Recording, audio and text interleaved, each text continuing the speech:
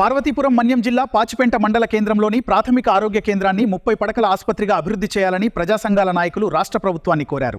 పాచిపెంట ప్రాథమిక ఆరోగ్య కేంద్రాన్ని 30 పడకల ఆసుపత్రిగా అభివృద్ధి చేయాలని ప్రజా సంఘాల నాయకులు రాష్ట్ర ప్రభుత్వాన్ని కోరారు. ఆసుపత్రిని ప్రజా సంఘాల నాయకులు సందర్శించి అక్కడి పరిస్థితులను పరిశీలించారు.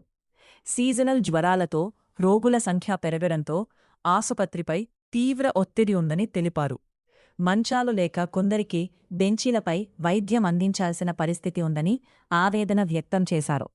అదనపు పడకలు, వార్డులు, మౌలిక సదుపాయాలు కల్పించాలని కోరారు. ఒకే బాత్రూం ఉండటంతో రోగులు ఇబ్బందులు పడుతున్నారని తెలిపారు.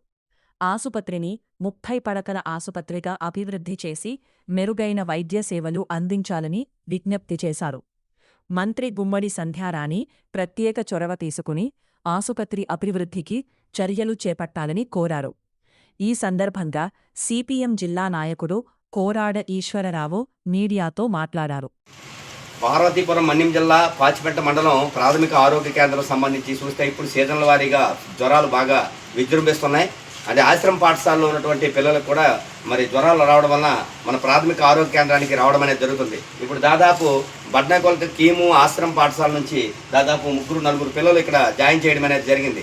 అయితే దీనికి సంబంధించి ఫెసిలిటీస్ సంబంధించి రాష్ట్ర ప్రభుత్వానికి మేము ఏమిటి విజ్ఞప్తి చేస్తున్నామంటే 30 పడకల ఆసుపత్రిని నిర్మాణం చేయాలని మేము సిపిఎం పార్టీగా ప్రభుత్వానికి విజ్ఞప్తి చేస్తున్నాం. ఎందుకంటే హెడ్ క్వార్టర్ ప్రాంతం అలాగే గిరిజన హిల్ టాప్ ప్రాంతాల నుంచి కూడా ఇక్కడికి వస్తున్నారు. ఇక్కడికి వచ్చినటువంటి వాళ్ళకి ఈ సౌకర్యాలు కల్పించాలి. బయటన వరండాలో పిల్లలు పేషెంట్లు కూర్చోనుకున్నటువంటి బెంచీల్లో కూడా మరి వాళ్ళకి పెట్టి వైద్యం చేయాల్సిన పరిస్థితి ఈరోజు ఏర్పడుతుంది. కాబట్టి హెడ్ క్వార్టర్ని ప్రాథమిక ఆరోగ్య కేంద్రాన్ని దాన్ని అభివృద్ధి పదంలో తీర్చిదిద్దాలంటే 30 పడకల ఆసుపత్రి నిర్మాణం చేపట్టాలని మేము ప్రభుత్వానికి విజ్ఞప్తి చేస్తున్నాం.